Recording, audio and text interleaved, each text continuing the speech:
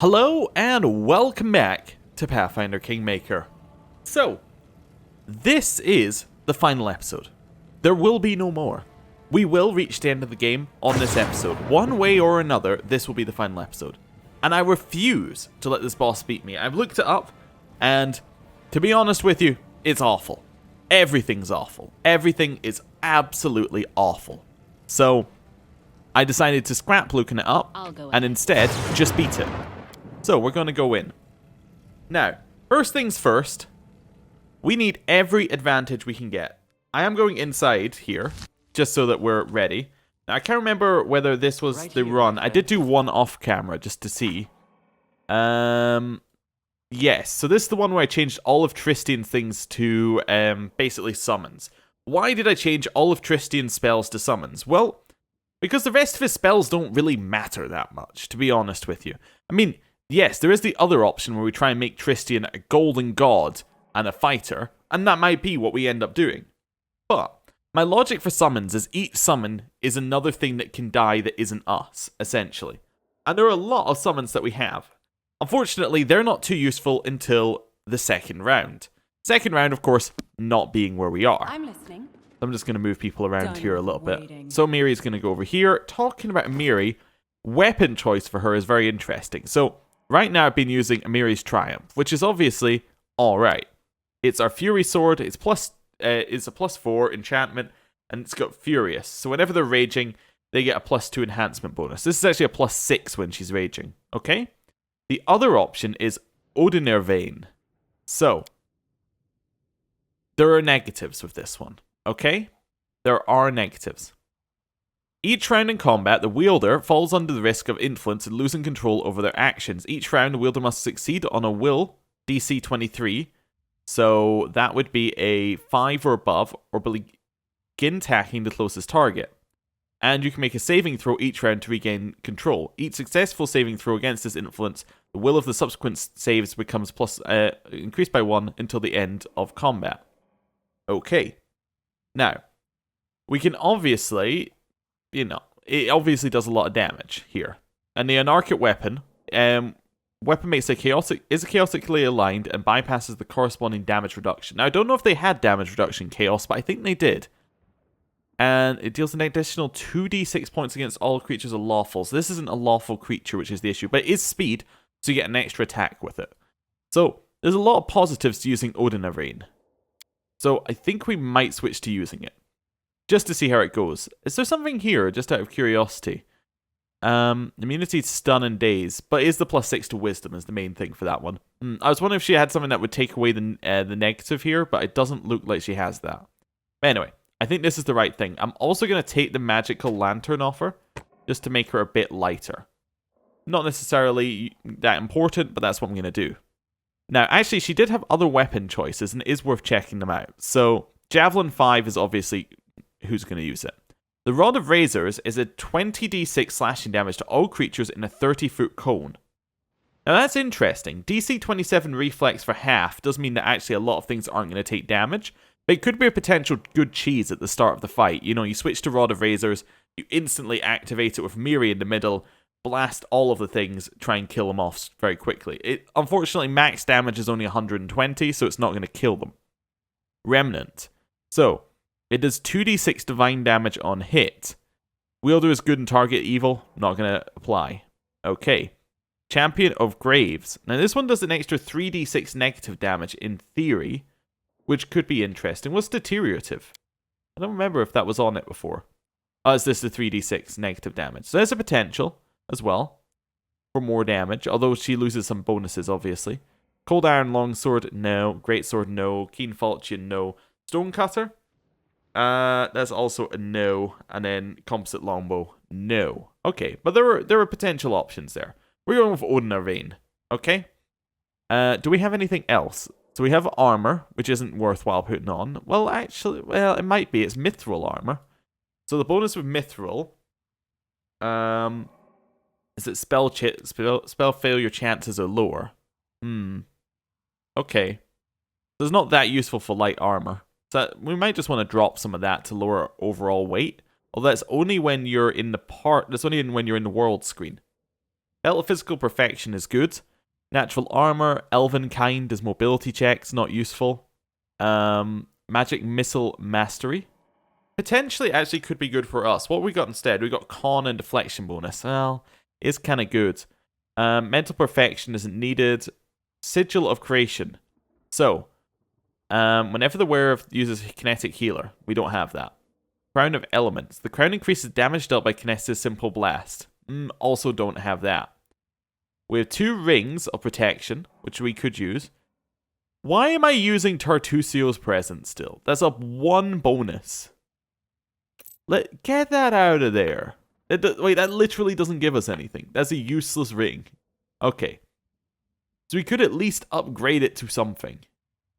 I actually don't have anything to upgrade it to. I didn't even realize we had Tartusio's ring still on. That is... Wow. These don't stack either. No, my luck ring.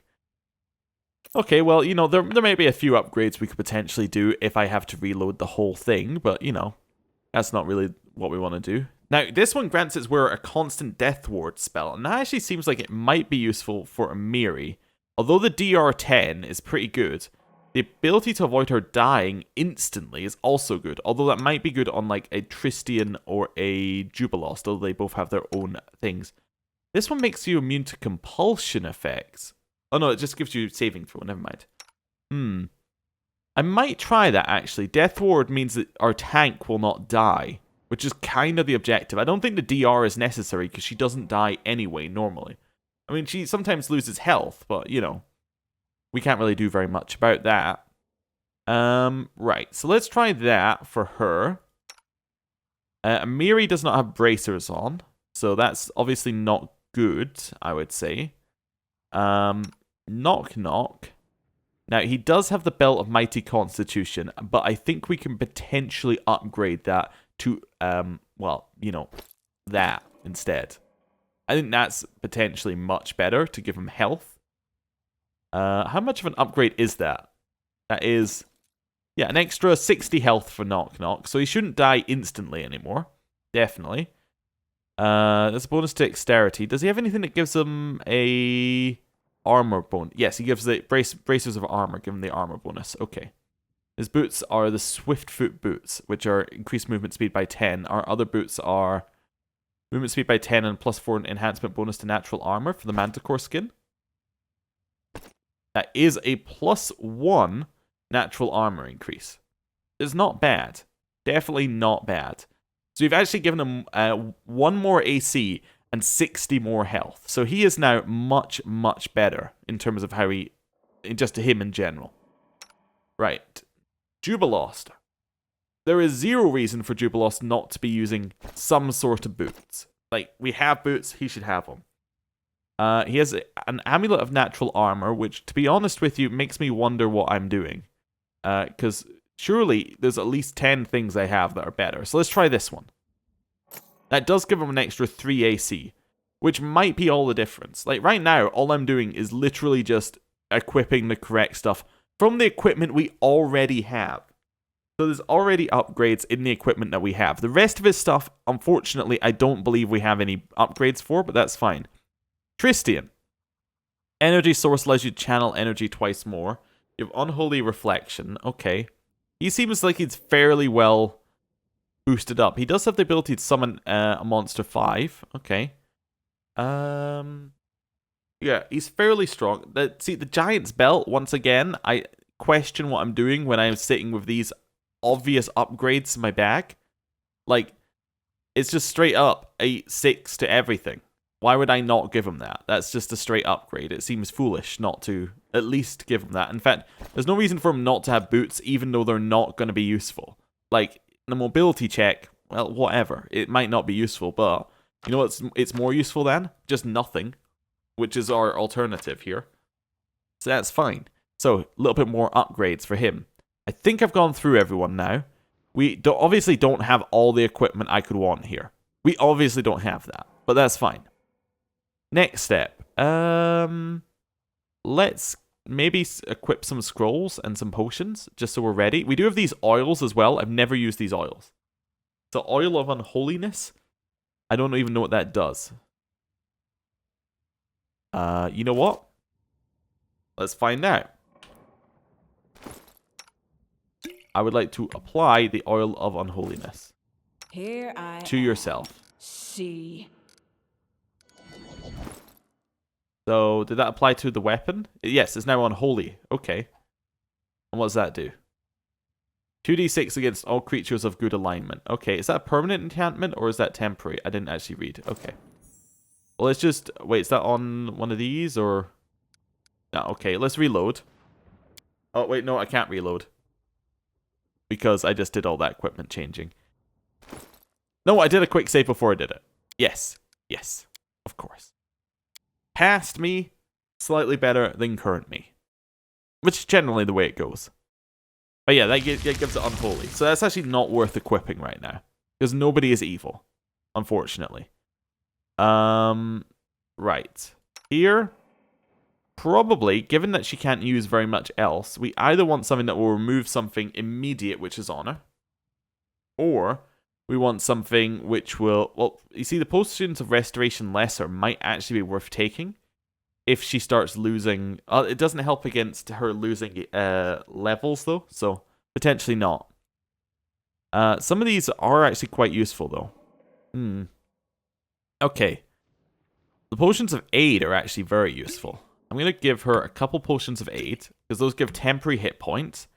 1d8 plus 10. Which is not... It's not great, but it's something, and it does give morale. Well, I suppose they're not that useful. Well, how much does one of the health potions I'm going to put on her give her? 3d8. Well, I suppose. Yeah, okay. But these are better. That's fine. Do we have anything else we want to give her? I mean, protection from arrows could be alright, but that would be if we get, like, a lot later in. But maybe something... Protection from chaos? Maybe a protection from chaos potion? That seems good. Right. You, I guess I also want to give you a protection from chaos.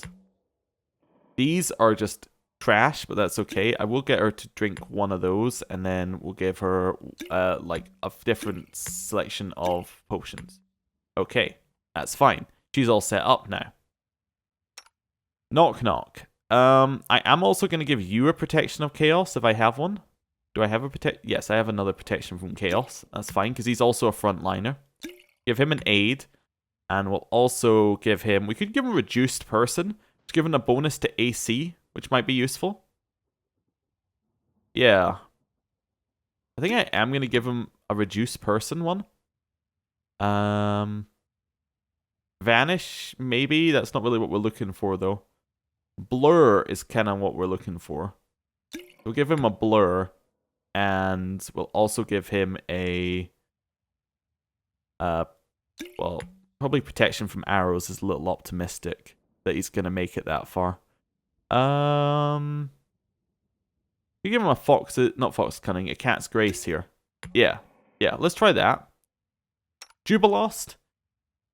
Now I think that not Owl's wisdom, but Fox's cunning might stack with his buff, like the one that he can put on himself, which seems like it could be incredibly useful. Now, he can also use scrolls as well, which is where it gets interesting. So I'm going to give him a couple of... I'm going to give him a res scroll. Give him some scrolls and mass heal. Now, actually, what's his ability to cast these like? It's not bad. It's not bad. Okay. So that's fine. We'll give him a couple of those, and then maybe one more scroll after this. So maybe just a scroll of heal, if he needs to heal himself, okay? Just something to keep him going. Do I want to give him a ranged weapon? Oh yeah, I do, but unfortunately, I don't have any available. I just have Javelin, which, although is fine, isn't really going to be worth it, I would think. Probably. But maybe there is another option where we just go, hey, actually, what if we had 5 tanks and a caster, and just put all of these guys, put these 3 as tanks, buffed him up, and just ran at him. But, you know. There are different options that we need to work on here. Here, get that out of there. Right. The other things that we want, maybe Greater Quicken. It means that we can cast a spell who's up to 9th level as a quick spell. Right? Yes. Okay, so we can definitely use that. and I don't need Scroll of Blindness. I actually need my other Quicken one. Not Lesser... Well, Lesser Quicken could be okay if I need to do something real quick. Is there anything else that we could potentially want here? Like, straight away? To do Protection from Chaos, Communal, potentially, before we start. These do like this one lasts 1 hour. The scroll from Protect Arrows, actually. So maybe I'll. But oh no, but he dispels. So yeah, that's the problem. He dispels everything. So anything that we cast has to be immediately usable, which is an issue. That's also the reason why buffing these two might not be a good idea, because they dispels everything. So.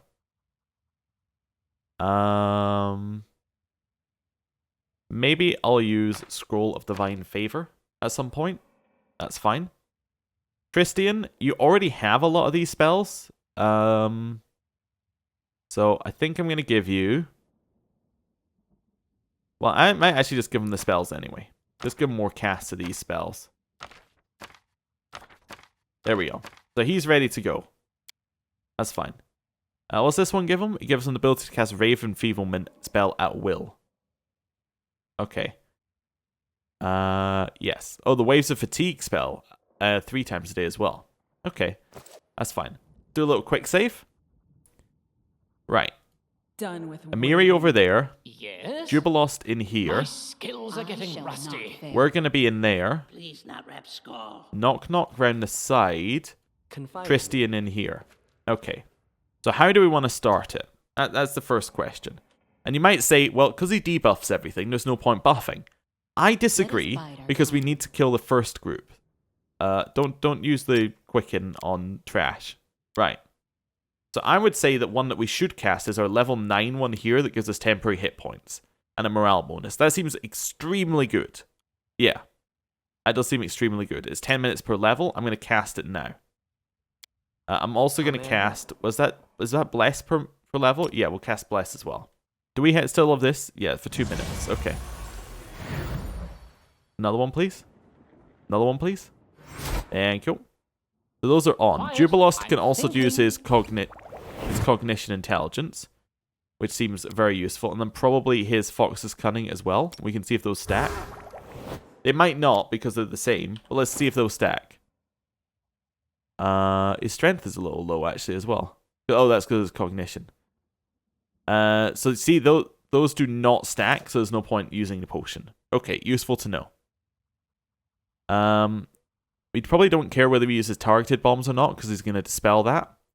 Explosive bombs is probably a better choice overall. And we'll leave it at that for him. Our duty calls. Here. I might as well use Divine Favor. Something bothering you? And maybe I'll do a summon monster. Right, let's just try it with this. Actually, do you want to summon lots of monsters or like one big monster? Let's just summon one big monster. There we go. We're not nearly as buffed up as we were in some attempts, but we are a lot stronger than we were before. So let's move forward. Valerie, Shield. move forward. Yep. Words. There we go, he moves forward. Yes, the time has come! The time of fate and curses! Oh, day 1, attempt 1. She's looking generally pretty good, actually, Amiri. Buff? No! What? The game crashed! Day 1, attempt 2. They seem to work better. Insta-killed us. Okay, well, there you go. Day 1, attempt number 3. So, basically, first attempt crashed. Second attempt, we had, well, he insta-killed us with the insta-kill move. There's really no way around that one. If he insta-kills us with the insta-kill move, we're done. But, like, you know, that's fine. We're done. There's no way around it, really. I didn't want to do that. I actually had my Quicken on, but you know what? We'll go with it and we'll just start. Give the order. Go. Right, he walks forward, Oh, yes, the time and that's has it. come! The time of fate and curses! Right. We'll do it the hard way. So, Valerie, walk forward. I'm actually going to get Valerie to walk a little bit further forward than I did on some of the other attempts, because I want to be able to hit the Lantern King with, like, additional damage, basically. Knock Knock, I'm going to hold off until he's ready, and Valerie, I'm going to hold it, sorry, Knock Knock, I'm going to hold him here. Amiri, I'm going to hold him. I'm going to hold her there. Right. Jubilost. Explosive bombs on that target, probably. We'll see. We're going to hold off a second. Tristian, I'm going to try and get to summon, but we'll see. He might have to... Basically, every turn I want him to summon or heal, depending on what's necessary. This turn, I'm hoping that summoning can work, but we'll see. Hoping that summoning can work. Right. Alright, knock knock. Knock, knock, you I think that's your target. Fire first. Yes. Amiri, that's your target. I rage at the start because this guy casts fatigue. Right. We can now chuck fire into this generalized group. In fact, can we hit that guy? No. So, unfortunately, that was one of the objectives, but whatever. Knock knock's running in, you're casting. Good. Okay, Nyrissa's moved really far forward. Now, that's an interesting one. I don't know how that's going to affect things, but there we go. Only does 6 damage, really? I guess so, yeah. Makes sense. Got some more summons coming in. Where is Jubilost's here? Amiri's hitting them. Alright, this is fine. Amiri is doing a ton of damage as well. She does not care about damage reduction, as far as I can tell. Anyway. These are actually neutral evil humans, so we could do something against evil with these ones, but... The main guy is, Faye. See, that's almost an insta-kill on Jubilost. Luckily, actually, he's one-off, so he can heal. Which is actually... It is amazingly useful that he's got 151 health. Right. Summon the things. The things are useful, potentially. Right. We're still hitting in the back here. We're just basically crushing these things, okay? Nice. He does a couple of casts, then he runs forward. That's a negative level cast he's casting now. Okay. So, I want to be around here. Actually, that might be his fatigue one. Amiri, that's your target. Valerie, that's your target. Jubilost, switch to acid bombs and attack your target. I noticed that acid bombs, I don't know if it's a bug or whether it's just coincidental, but they seem to more often than not hit him when the explosive bombs tend to miss. So I don't know why, but that's what I'm doing. It could be entirely guesswork. A lot of this is guesswork. Right. Move forward. Move forward. Go. Okay, Doomsday. Interesting. What did it do? It dispelled a couple of things. Oh no, Lantern King dispelled Shaken from the summoned things. Mirror Image from the summoned things. Okay. Well, whatever, essentially. Oh, everything ends as the buff dispel. Okay, that's fine. Right, knock knock, attack there, attack there, attack there. Right. Jubilost hit. Are we close enough to start doing things? Yeah, so what I want to do is instead of actually attacking him, I want to start summoning creatures. Let's start summoning creatures. In fact, I kind of want that to do that for a turn with Tristian as well, because we got a turn free. So I'm going to summon... I don't want to summon against it. We got any good summons? A Bogeyman? No. Soul Eaters? Soul Eaters are interesting as a concept. I actually want more of these ranged things, so I'm going to summon more of these ranged things. Okay. Right. Jubilost is hitting in. Right, go for that. These guys should be able to hopefully take out this... take out Remus. Hopefully. Yeah, okay. That's alright. I shouldn't have summoned like that, but that's fine. We're also outside the circle, which is really nice. He's about to die. We've summoned one. Okay. Next step, quicken and summon the next one. We'll summon the next one over here as well, actually. And then we'll summon another one. That's okay. And basically, these three give buffs. Seems like a good idea to summon them now, after the buffs have already gone through. Right. Lightning going in. Still not my best attempt. My best attempt was the first attempt so far, and basically what happened is we had a crash at round 2, but it was going so well. Like, we didn't have anyone dead and they were all full health. But right, move forward. Let's get some buffs. Right. Some heals in there. Do I want to start casting buffs again? I think I do. I'm going to cast one of these. Yeah, I'm going to cast one of those on Tristian. And my hope for that is that it's going to give us all temporary hit points. Also, we're going to kill this before it becomes relevant. Is my other hope.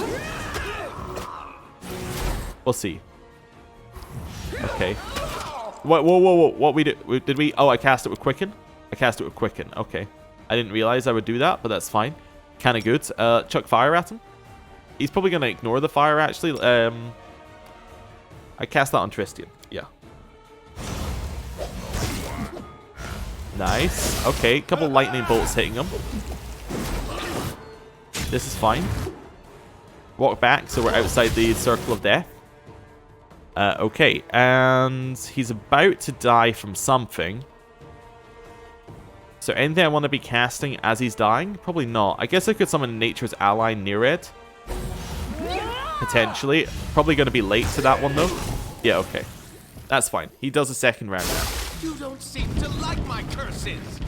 Maybe you'll like my jokes better. Ah, okay, right. So, we're just going to hit the Lantern King once. He can also dominate the summoned creatures instead of dominating one of your main characters, I noticed, which is kind of neat. It means that we don't necessarily need to worry about the dominate as much, which is it's one of the main reasons I actually kind of like this a little bit better. Nyrissa also being so far in is amazing for us because they can target Nyrissa and hit her, and all that happens to her if she dies is she teleports. Like somewhere where she won't get hit. So that seems brilliant to us. Really. Absolutely brilliant. I don't need the heroism thing. A few buffs coming on. Oh, right. Yeah, those are some nice buffs. Okay. So they're casting the heroism buffs, actually.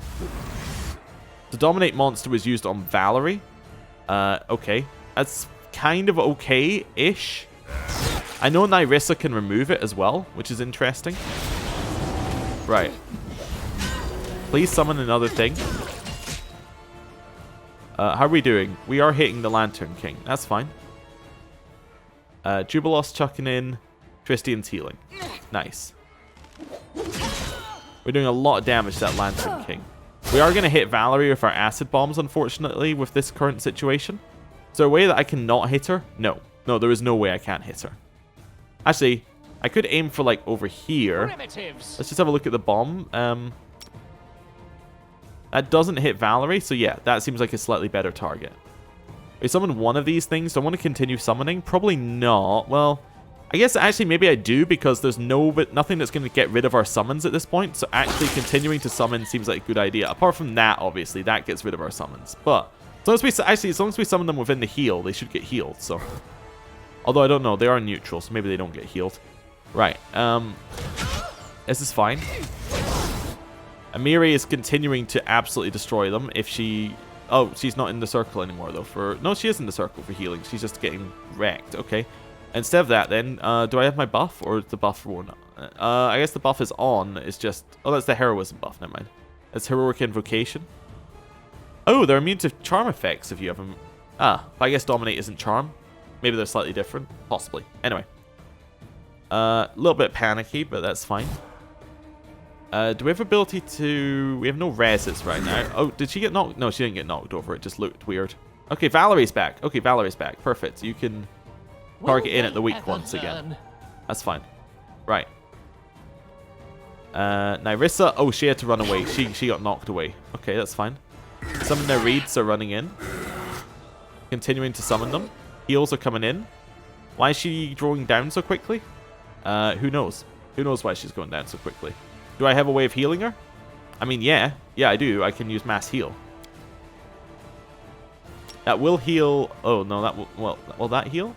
No, that will only heal one of theirs and they're not injured. So let's use mass heal next round. Actually, I think we might run forward and use mass heal on Tristian. Yeah. Instead of having Tristian mass heal, I'll just have Tristian heal. You know, normally. You forced Yeah. my hand. Okay, mass heal. Chuck bombs. We have a couple of these things that are all attacking a dominate. I think these are dominated and they're attacking my real thing. So we'll see how that goes. Nice heal. Look at that. Everyone's back going. It's all good. Which little piece of rubbish is casting weird? It's got to be one in here. Or we kill. I think we killed the weird. It might be this one. This one might be casting weird because he's got magical. He's got the what's it called? he's got the mirror image around him. So he might be casting Weird. And Weird's something that can insta-kill us. So definitely don't want him to be allowed to do that. Tristian? Actually, we could heal. We do have a turn where potentially we don't need to heal. And we could summon. And I think we summon. Yeah. So it's kind of a difficult question on whether summoning is a good idea a lot of the time. But I think that summoning seems like it could be really, really good. Especially later on when we get a bunch of enemies. Right. We could chuck a fire in here, or we can summon. Am I just summon again? Yeah. Okay. I think Valerie just got hit by... No. No, she didn't. That was Amiri got hit. Never mind. That's fine. Is Amiri low on health? She's starting to get lower. Okay, maybe instead of that, just heal. Maybe move forward and start healing some more. I'll try to make this swift. Yeah, okay. It's fine. We have a bunch of buffs coming in here. Bunch of damage coming in here. Let's just keep this up. Right. Is Amiri the other side? Is Amiri turned? Oh, Amiri is turned. Oh, okay, never mind. In which case, don't cast that. Summon. Amiri's turned. Summon. Yeah. 1d4 creatures.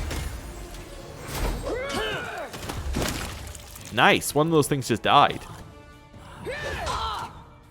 I don't like that Valerie's being hit, but there's not a lot we can do about that. Don't attack Amiri directly. Attack like the Lantern King. Oh no. Attacking Amiri directly is awful. That does so much damage. Won't kill me. It might, but don't worry about it. We got 3 on a 1d4. That's okay. How long does this dominate last for? Now under others' control. It does say she only has 19 hit points, but I don't think that's true. I think that's just weird. Okay, Jubilost, is that the one you want to hit? Yes, yes it is. Perfect. Amiri? Not Amiri, Valerie. Who am I controlling? Valerie? Valerie. That one. Oh, is Valerie also... Did something happen to her? Oh, she's confused. I see. We don't want to shoot. We don't really want to do anything that actively attacks them. We want to summon more. Okay, go. Summon. She's about to die. I would like to heal her, if possible, the moment she dies, and bring her back to life, but we'll see how that goes. I'll survive. I always survive. So some of these things turned, unfortunately. So she's now dead. I would like to bring her back. I do not have a way to bring her back without lowering her health. Yeah, I would have to lower her health. Well, she'd get lowered health, basically, is what I'm getting at. We couldn't bring her back normally. I could use angelic form on Tristian as well. I'm kind of wondering whether I want to do that. Maybe not right now. I should actually get Scrolls of Restoration. I should make sure I have my Scrolls of Restoration equipped. That's a thing for next time. If this fails. Which it might, because I now have 2 down. But actually, the 2 I have down are probably the 2 best ones to have down. Right. We also have a whole bunch of things that we've summoned that are fighting against us right now, but let's ignore that one. How many bombs does Jubilost have? He has some bombs left. That's not bad. He actually has a reasonable number. Okay, we have a Heroic Invocation and Heroism. That's amazing. Okay. Anything I want to cast? I don't know. No? Yes? Maybe? It's kind of like every answer I could have given. Raise Dead seems like a good one. I should Raise Dead. Can I switch my scrolls in combat? I think I can. Yeah, I want Restoration instead of Raise Dead. I know I have at least 2 Scrolls of Restoration. Unless I use them. I might have used them. I think I used them ages ago. Yeah, I used them. Okay.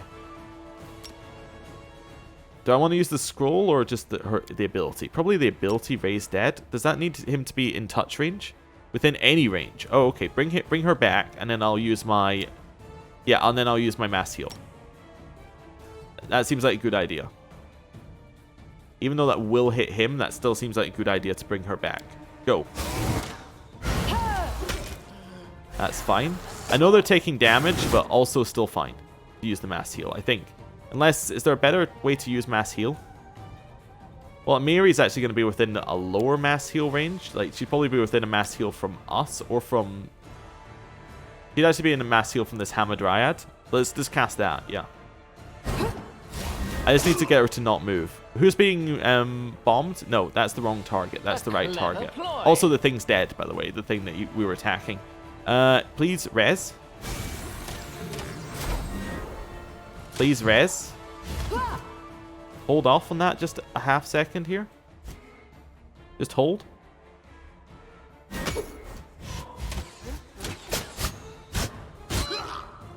Yeah, that's fine. Res. That's being cast. Okay, go. Go. She's back. Why do I have to wait 3 seconds to cast this? Very important question. Heal. The weird didn't kill anyone, which is really nice. She's back. So Amiri is back, full health. She's ready to go in a second. Right. This is the thing back here. Is there any others? No. Okay, so I almost want to cycle back a little bit here. Wait, is this a... That's the Lantern King. Oh, never mind. Amiri? She's not available yet. Yes, actually, Jubilost, I take it back. Do attack this one. You were right the first time. Do I have any more things I want to do? Probably want to cast... Well, no, that's already on most people. I probably want to recast things for Amiri, but I can't do that right now. Can't summon any of those. I could summon some Nerds, I suppose. Some more Nerds. Let's summon some more Nerds. It does sound like I'm saying summon some more nerds, but let's ignore that. Right. Does he have one more turn of sitting here? I guess he has one more turn of sitting here. She's back. Okay, and she can rage because her fatigue's off. So go get that one. Nice. Very, very nice damage. Okay. This is what I'm looking for. Yeah, basically what I thought I'd do is flood the field with as many things that he cannot deal with. This is not a thing that he can deal with in any way, shape, or form. Right. So, next thing. Summon... Well, I could start my Summon Swarm. I do have a Summon Swarm somewhere. On Tristian. Yeah, I do have an Elemental Swarm I can summon. Seems like the right time if I can get that cast right as the next wave spawns. Okay. Wait, it might not last long enough, though. It didn't last long enough. Spell fizzled. Oh, well. The time for laughter is past. It's the hour of hunting and chaos. I couldn't have positioned Valerie better if I tried, to be honest with you. Everyone will saved, I think. I think everybody successfully got a will save, which is lovely. Onwards! Tristian? Can you summon that? Yeah. Use that now. Because this is the perfect time for it. We do not want to cast what we're casting. We could cast a Sirocco over everyone. That seems unnecessary. I almost want to keep summoning small things. I'm very worried about the game crashing. Do you see the amount of stuff on the screen? If I summon anything else, the game might crash. That's a very worrying thing, but I have to keep going for it, right? I mean, what else is there? If the game crashes, then is that on me or is that on the game? That's on the game. So, we got 2 summons coming. We got a Blast. We got a Amiri alive. This is by far our best attempt so far. Right. Like, including all the ones we did previous episode. Valerie, is she running? She's running. So No, she's not. Okay, she's fine. Where did the thing go? Oh, the Lantern King came back here. We do not want to be here. Okay. Look at me, Gorum! Amiri, I want you to come fight the Lantern King. I know she got hit for that, but you know, we can't just let him walk around. Right. She's getting destroyed. Is this worth it? I think it is still worth it. That's a lot of things being summoned each turn. Like, a lot. It is going to make the game framey. Like, extremely framey. It makes me want to go, So like, it's come to this. point by point. Here. Okay, next thing I want to do. I have Amiri here, so we're probably safe from being hit, but... And he is ranged, so we can be hit from anywhere anyway, so I'm not that worried. I kind of want to kill things that are on the screen. I could just lightning. Yeah, let's move forward and lightning. Going deliberately very slowly so we don't crash. Okay. I can now hit a little bit further forward. Is that enough? Maybe I'll let myself finish moving. Yeah, lightning now. This is going to hit the Lantern King and a few others. Okay. That huge amount of garbage on the screen is very, very much deliberate. It's to try and make the AI unable to focus us in any way. Also, hitting the Lantern King here with Amiri is great. She can actually avoid any kind of damage reduction he has, although it doesn't look like he has any right now. And she does insane damage, so all of that's good. Lightning. Nice. He did Fortitude save it, but we can lightning again, probably. Bunch of things shooting. We have... Oh, no. These are all shooting, like, targets that are good. That's fine. Amiri's hitting. Lightning's hitting. These guys, even though they probably don't do anything, are still hitting. Right. Why is she dying? What's happened to her that's making her die? She's confused? Okay. Probably that. Acid bombs are good. I require healing. I would love to heal you. Unfortunately, my heal is not up for another 1.7 seconds, so... we may have to bring her back, but we'll see how we can do with this. 59 damage to the Lantern King. Huge. Like, we're doing 1/10 of his health every swing. Not like every round, every swing. So we will kill him very, very, very quickly if this is the rate that we're going. Also, this is the most powerful Wild Hunt guy in there. And we are definitely blasting him down. So that's good. So he's almost dead. Okay. He needs one more hit.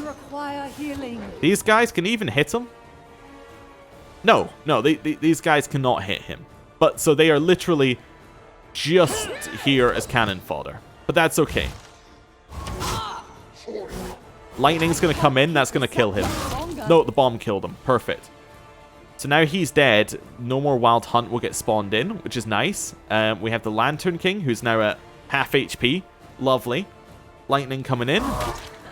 Do we need lightning now? We could probably just blast him. But lightning seems like it might be slightly better. Because there's a chance he can't save the Fortitude on it.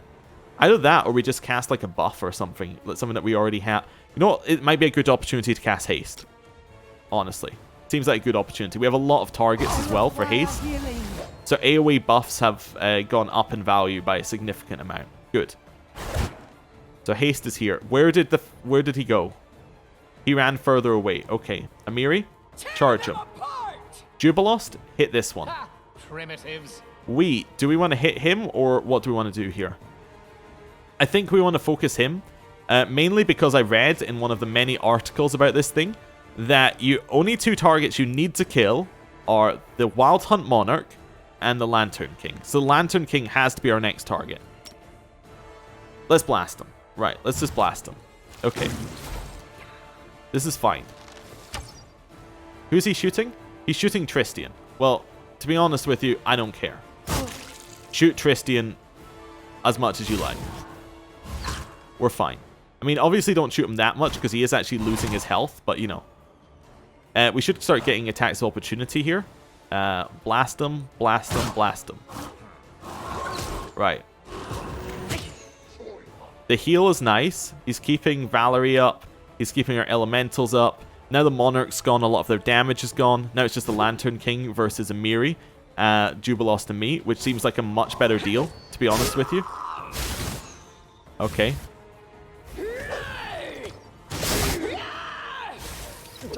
She has yet to hit, unfortunately. Is there multiple people hitting Tristian? Not anymore. Okay, good. That's what I like to see.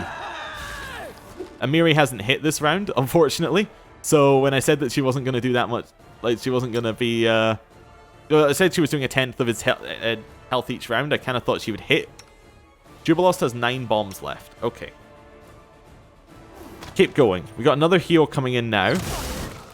No, we don't. Okay. We, in fact, do not have another heal coming in now. We do have some really, really large people, though.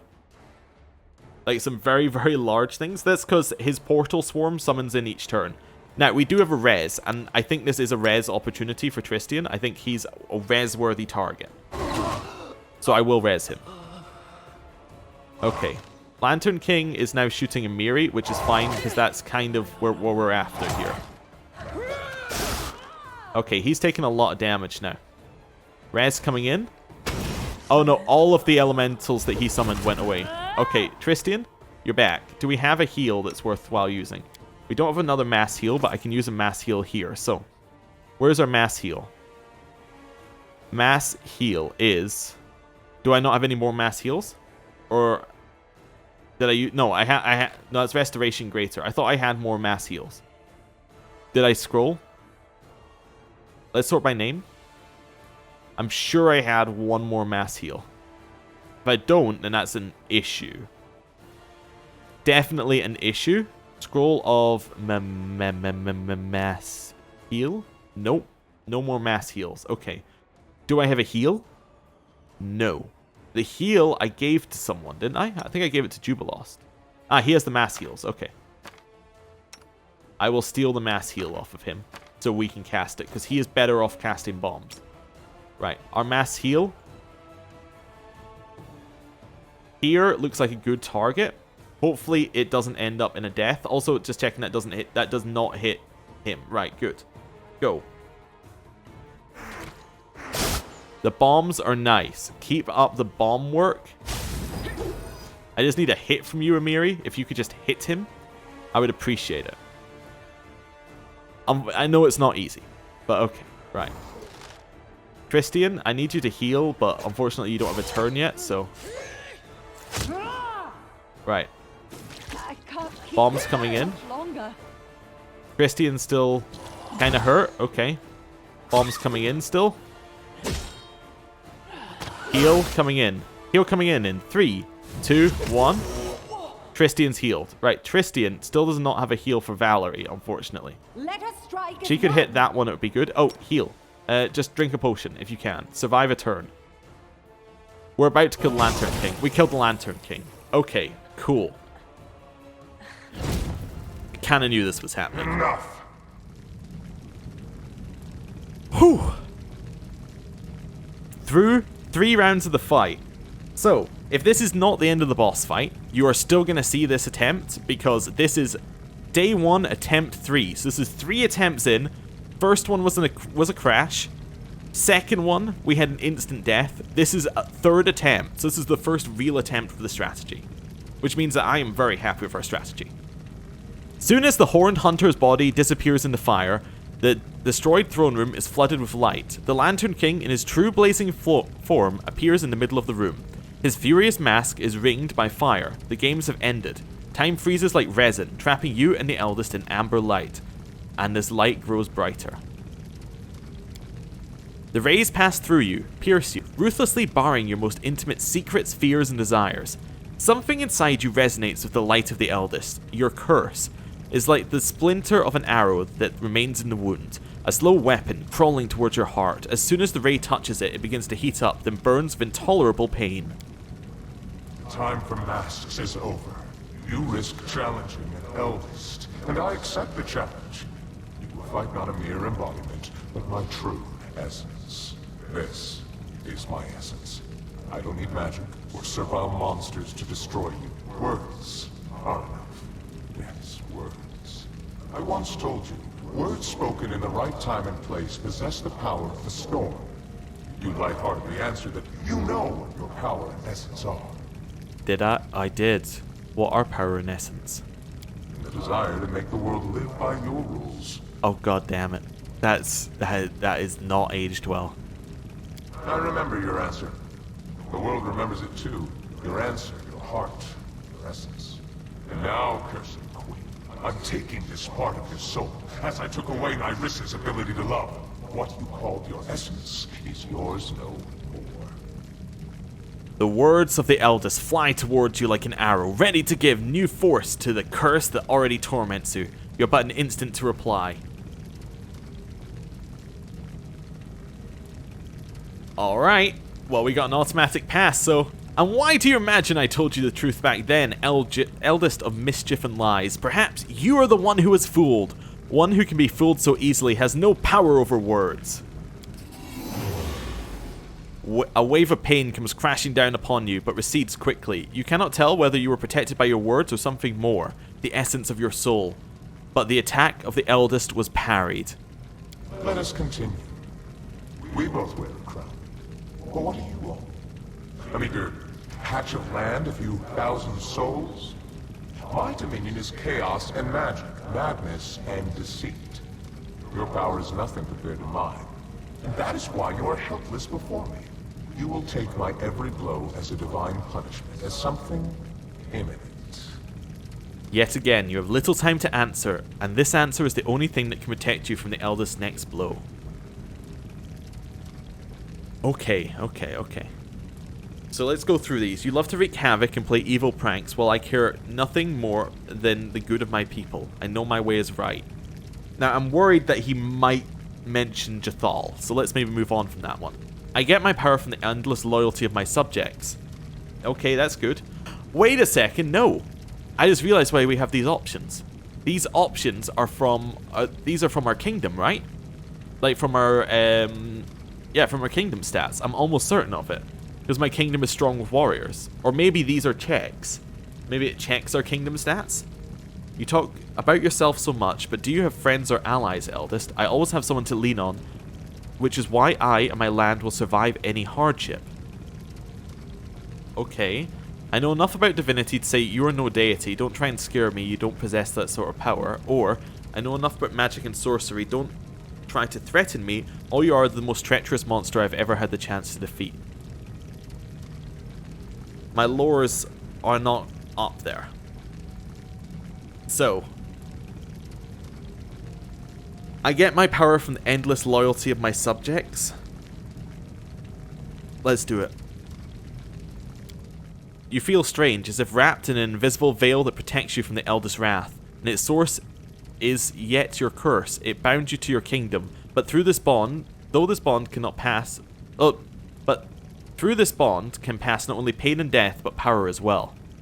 I'm curious what you think of me, cursed queen. Do you see me as a villain or a simple joker? In truth, well, you'll never be able to conceive of the truth. Being an eldest means being one of the many strings that hold the world in place. Being an eldest means being such a vast and self-sufficient value that one's equals become strangers and one's inferiors are entirely insignificant. I am an eldest. Laughter, guile, transformation, that's what I am. Being what I am, I will let you feel a modicum of my loneliness. I will take away your pillar of strength. Uh-huh. The way he speaks, I just remembered who it reminds me of. You know, I forgot his name. Kylo Ren. Yeah. You know when he's got the mask on and he's speaking to Rey in the first film? Like, the first of the sequels? Like, that kind of very quick, oh yeah, I'm better than you kind of voice. It's that kind of thing. And it in no way frightens me. It's just like, oh yeah, whatever. Yeah, sure you will. Oh, bye friends. Guess that should have frightened me a little bit. Okay, so I think I just got all of them killed. Okay. Having lost all the support, you face the deity alone. A lingering silence fills the throne room. Okay. Well, if ever there was a bluff, I am beyond your power, eldest, yours or anyone else's. But being what I am, I will change what you have done. The blinding light flashes away, frightened like a living creature. The blistering metal of the curse cools. It still hurts, but the pain is no longer unbearable. You stand before the eldest, as before a blazing living star, and he looks at you, as if he's seeing you for the first time. Good. You can play with words. Let us see if you can withstand the heat of my fire. No second phase. No second phase. No. Hoping not fight back. Best kind of fight. Oh my god, there's a second phase. Okay, at least everyone comes back fully. Wait, we won the Word of Games, so we get a bonus. We get 4 sacred bonus on Fortitude, Reflex, and Will. Okay. And we got everyone back. So, where is everybody? So we know that... Wait, do we even have control over these guys yet? No. We only have control over ourselves right now. Okay, let's have a look here. He's got immunity to crits. Sorry, Amiri. What else has he got? So he's got a couple of flame attacks. Unfortunately, not a lot we can do about those. Except for we could put on a guard against flame. Unearthly grace. Yeah, okay, the charisma added. Damage reduction, fire reduction. Okay, so... I'm guessing fire is not the best plan. So anything we could do, we could summon Nereds. He might do AoE though. That's the only issue with that one. Nobody has a buff on, so it might be a good idea to buff ourselves with this, which will then hit everybody. Yeah, that seems like the good first move. Why Tristian is standing in the middle, I do not know. This seems foolish, but... Wait, where's Knock Knock? Knock Knock's over there. Jubilos's over there. Tristian's just decided I'm standing in front of the tank. Go. Can I control these guys yet? No.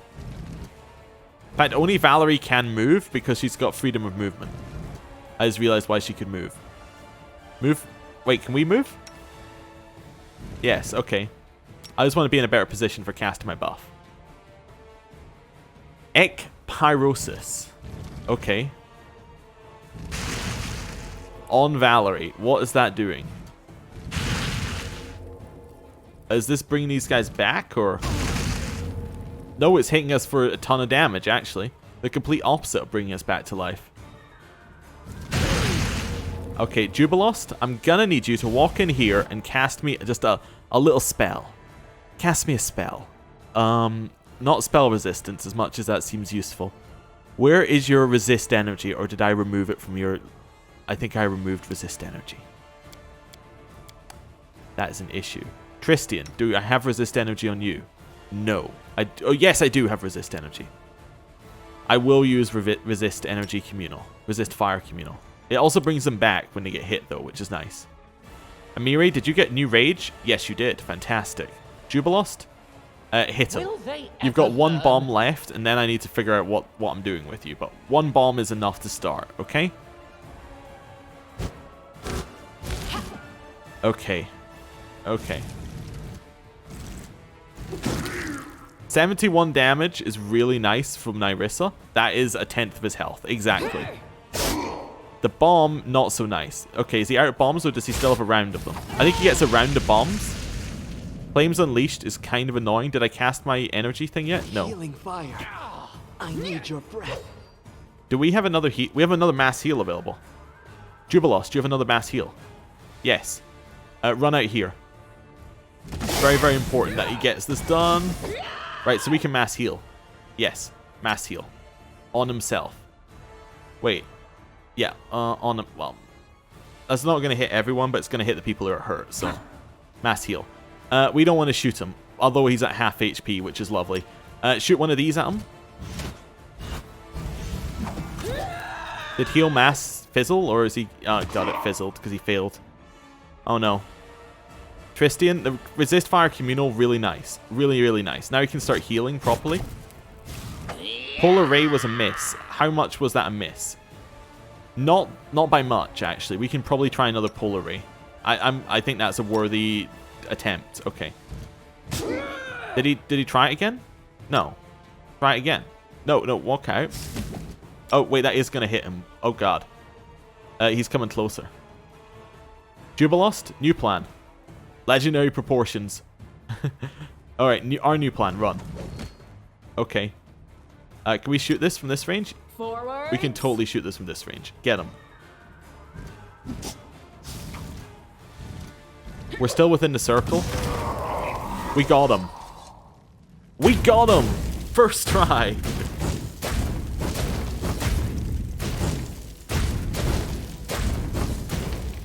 Oh, that is satisfying.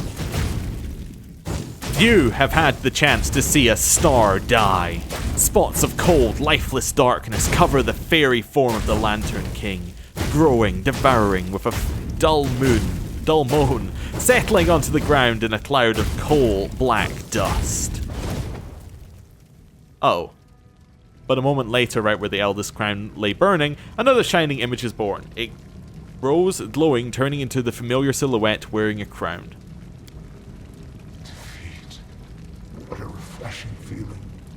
I don't remember sensing it for a dozen millennia. The Lantern King freezes. His light flickers strangely and his masks begin to change with incredible speed. One breath and you are looking upon a horrible grimace of wrath. Another breath and it's replaced with a playful astonishment. Another and it's the mask of fatherly care.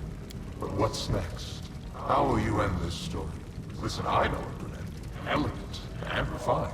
The hero defeats a deity in battle. Impressive, it grants the victor power and immortality.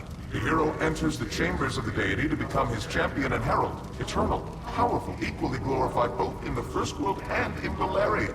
Her kingdom healed from its wounds and flourished under the rule of the immortal champion. A beautiful ending, isn't it? And this legend is yours for the asking. Screw you.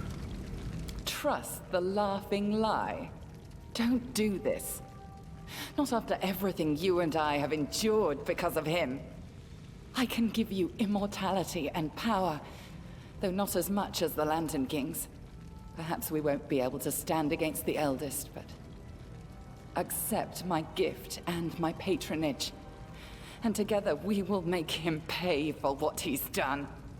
How sad it is to hear you, Nyrissa. Thousands of years for nothing! You haven't learned a single lesson. Never learned to atone. But what do you say?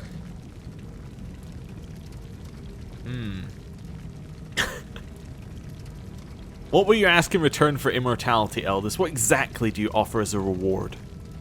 Well, that is easy. I will return your kingdom to Galarian and strengthen its connection to the First World. In their homeland, the Fae can endlessly return to life. I will give to you the same gift. And so long as you remain an enclave of the First World, death within its borders will never threaten you. As for the prize, I'm not offering you the position of a servant. Believe it or not, I am lonely. Divine power and immortality are a heavy burden. To accept it means losing all your friends and companions, but you can find allies and reliable assistance. This is what I'm looking for. A herald and a general with whom I can share eternity, and together we'll play 1,000 wonderful pranks and spread our power across the First World and further, much further. What about Nyrissa? What will happen to her if I accept your offer? What do you think? I can let my misguided protege go wherever she likes. Knowing her, I'm doubtful she will become a humble exile. I won't. I've come too far to go back. It might take me 1,000 years and thousands of deaths, but I will find a way to get back at you, Eldest. Even if she betrays our alliance and becomes your puppet. What do you suggest, Nyrissa? I suggest we do not kneel. We are both cursed, you and I. But so what? The curse can harm you only as much as affliction touches your kingdom. But now, with the eldest wounded and bleeding, his henchmen all slain, I can return your state to the material plane. It will heal its wounds, and so will you. I'll create a bond between you and the First World, granting you immortality.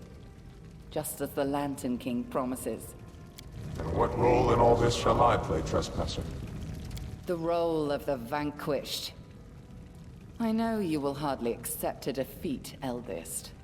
You may try to attack us again, but we defeated you once. And we will do it again if we must. I'm ready to fight you forever if I have to.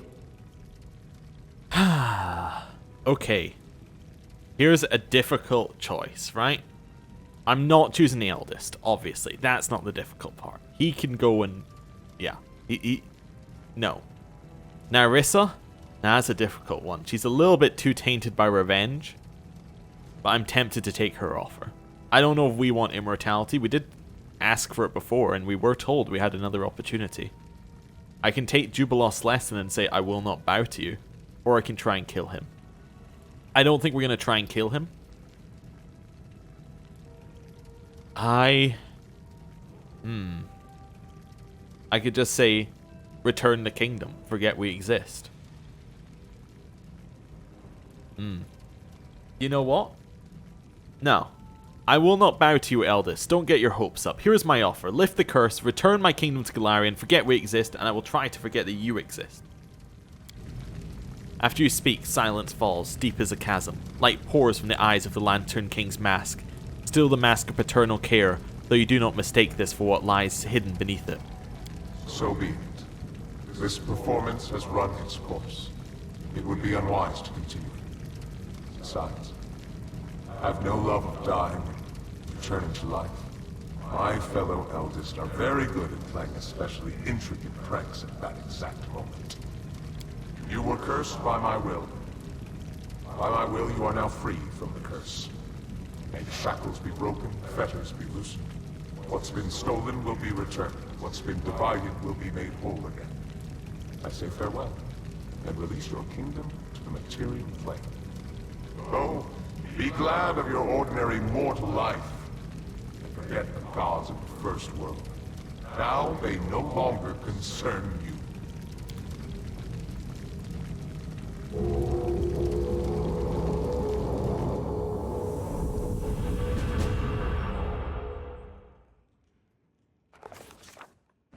Now that the eldest and other spiteful beings wouldn't be bothering us, the queen returned to her subjects and celebrated the victory and the end of the kingdom's miseries with great fanfare. Everything gradually returned to normal, including our exciting lives. Not always peaceful, but also not troubled by invasions from another world. And little by little, our heroes and the common folk began to forget the sorrows of the past. Sometimes, on clear spring nights, the queen saw dreams. In them, the nymph Nyrissa, fierce and wounded, battled the Jabberwock, died, and returned to life, again and again and again. I am wondering what it's going to tell us about Nyrissa when we do this. It tells us that we spared her life. Okay. But you see what I'm saying about Nyrissa? She had a focus on vengeance, which we needed to break. The lessons it taught us through the game: do not go for immortality. That was Jubilos's one. He wasn't interested in immortality. I think that's a lesson we're going to take from him. We also had Nyrissa, the ultimate lesson of reaching too high and of revenge, both of which were the other options. Immortality is again reaching too high, and revenge, that's not a path we want to take with her. So let's move on. Under the wise leadership of the Queen, the Stolen Lands became a true country. There was still much to be done, of course, and some of it will need to be finished by our heroine's descendants. But there are no longer cut purses on every corner, and the peasants aren't afraid some new self-proclaimed chief will show up and strong-arm himself into power. The Stolen Lands are called the Land of Popular Rule, for in these lands, common people feel fully in control of their fates. Unfortunately, the total absence of authority allowed one of the richest regions of the kingdom to proclaim itself an independent republic, and retrieving those territories came at a rather high price for the Queen. Okay, and that's because we heeded the interests of the people, not the merchants. Just half a year after the war with the First World, Galt moved its troops to the southern border of the kingdom. Their attack was rebuffed. The enemy state's infantry could do little against soldiers who were skilled with their swords and knew the military arts better than the alphabet. Since then, Galt hasn't risked crossing any borders again, fearing cruel retaliation for further insolence. Because we relied on soldiers, not magic. Who'd have thought that some tiny barony founded in the Stolen Lands by an adventurer would become a real kingdom, playing a prominent part in world politics? Of course, not everyone likes the proactive stance of this young, bold state, but the fact of the matter is, they can't afford to ignore the Queen and her diplomats. Okay, yeah, we definitely did promote open boundaries and good relations. Good, okay. The feud between Brevois North and South, which had been smoldering for ages, never sparked the fires of civil war. Through great effort, our Queen managed to bring both parties to the negotiating table. While Rostland didn't gain its independence, it did receive wide autonomy rights. Our relationships with both House Sertova and the Sword Lords are respectful, but they've become lukewarm. Because of us, neither side got everything they wanted. Okay, yeah, we definitely did that as well. So far, nothing is very crazy, but it's all cool. Taking advantage of the tension in his homeland, the restless, unlucky trader Lander Lebeda abandoned his domain again and set off to attempt another scam. Our kingdom, along with Brevoy, actually proposed to celebrate the day he disappeared as a national holiday. But the initiative was shot down by the vigorous protests of House Lebeda. I like that one. The Tiger Lords never fully recovered from the damage Armont did to the tribe. Lacking a strong leader and torn by infighting, the barbarians sank into a short but fierce internal war. Their lands were quickly appropriated by neighboring tribes, and the Tiger Lords were scattered across Numeria and the River Kingdoms. Little more than pitiful remnants of a once great tribe. Okay, so that's one that is definitely a failure here. I wonder whether we could have done something more, like if we sided with Dugath more. Like when he said, oh yeah, you should kill these defaced sisters, they're bad and you should kill them. Maybe we should have just done that. Maybe that would have changed how things went, but we didn't do that, so there we go. Pitax almost returned to its former state. A joyful city filled with beers of dubious quality and deals of questionable legality.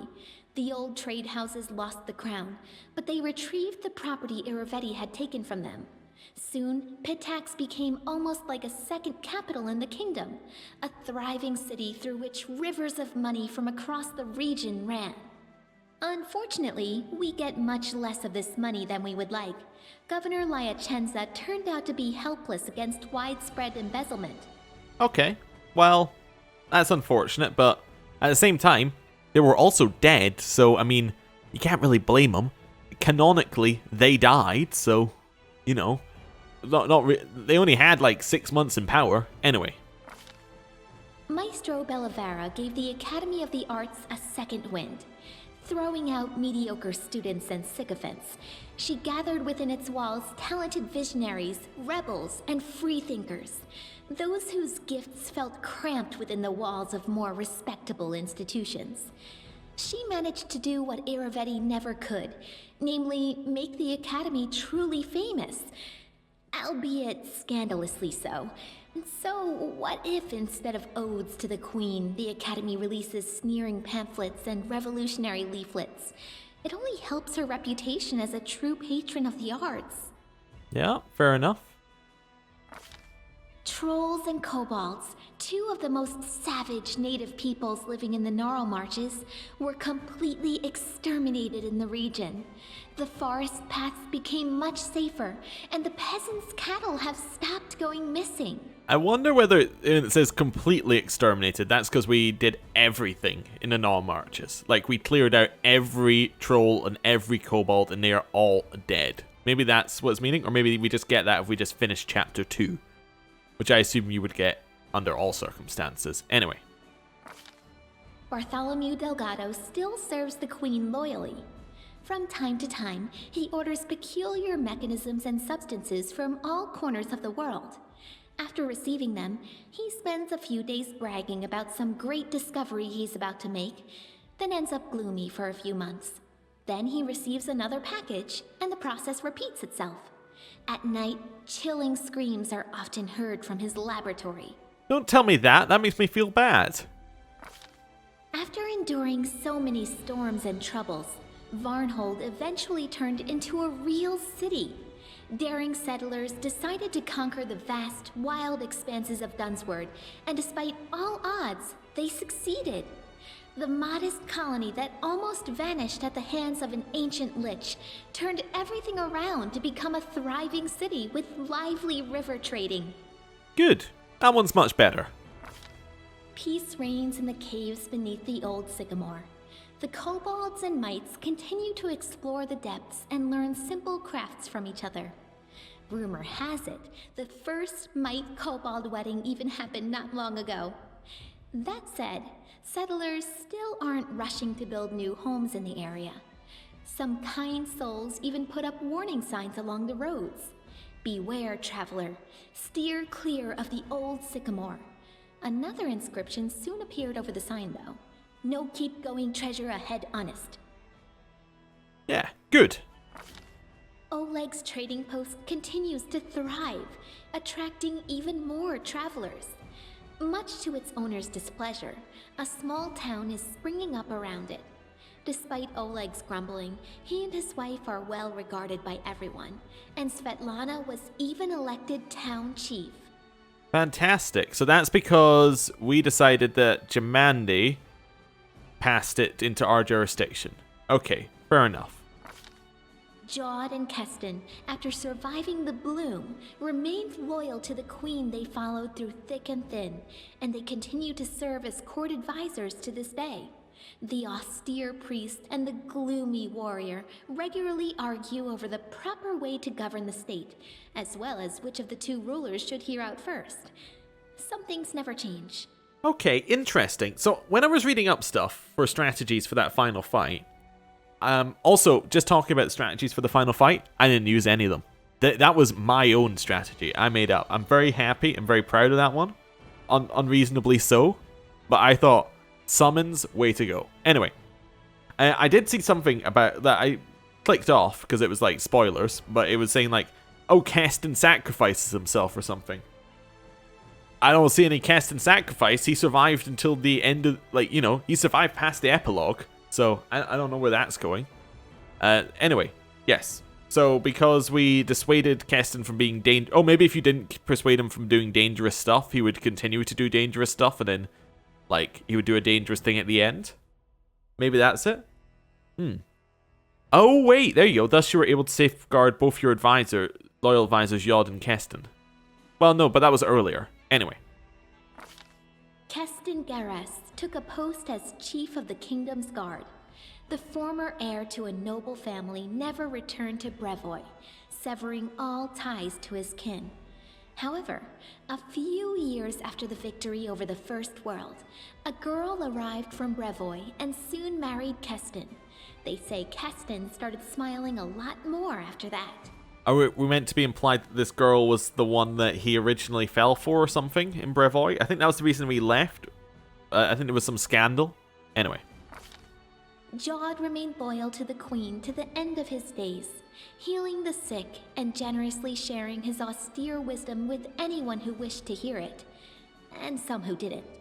Having fulfilled his duty to the ruler, Erastil's priest peacefully departed this world, surrounded by friends and disciples. Okay, good. Tasana, Lamashtu's priestess, didn't remain in the queen's service for long. One night, she just disappeared from the castle and set off for the kingdom's borders, preaching to anyone who would listen and granting the needy the blessing of the Mother of Monsters. Yeah, the blood that was on her altar and the human skulls, I'm not sure we did the right thing. Having participated in Lamashtu's ritual, Olika gave birth to a strong and healthy baby. Sadly, the child grew into an unruly and violent adolescent. Having maimed a peer at just 10 years of age, the boy escaped to the Gnarl Marches, fleeing the rage of a mob that tore his mother to pieces instead. No one knows what happened to the lad, but legends of Lamashtu's child, who sometimes kills lost travelers and sometimes leads them to safety, are passed on by word of mouth throughout the area. That one's not good. The ritual, of course, being the ritual for the unborn child of Olika, and Olika, of course, being the person whose husband was killed near Bartholomew's house. Breinhart became a loyal ally and trade partner of the kingdom, and Darvin himself had been seen as a frequent guest in the capital. The elegant monarch of the neighboring kingdom has broken many hearts at court. After his visits, many young guards and servants have been seen staring through windows, sighing wistfully about something. Darvin, I think that was a success story, especially as he appeared at the end to help us. The lizard folk of the Longtail tribe returned to live on the shores of Candlemere, but they couldn't return to their ancient way of life. Living alongside people, the lizard folk adopted their behaviors, habits, and even religion.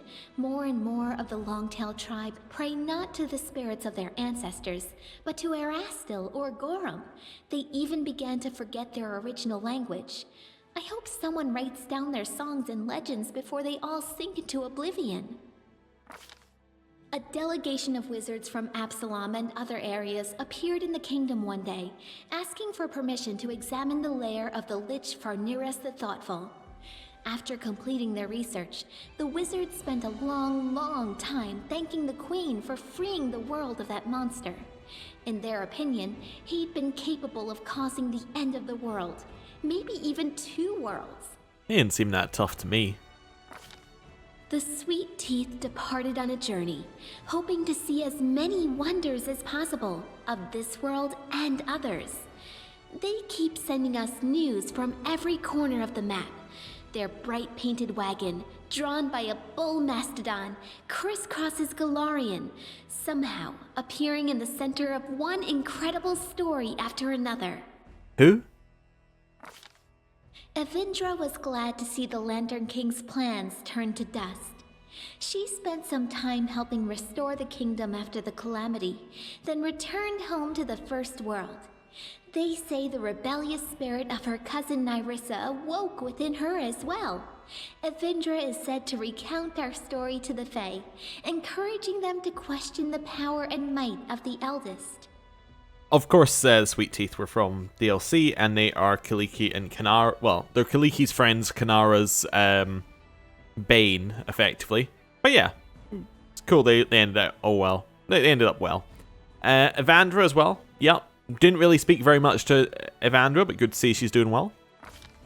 After the victory over the Lantern King, the storyteller abandoned his affairs and began spending a lot of time alone in contemplation.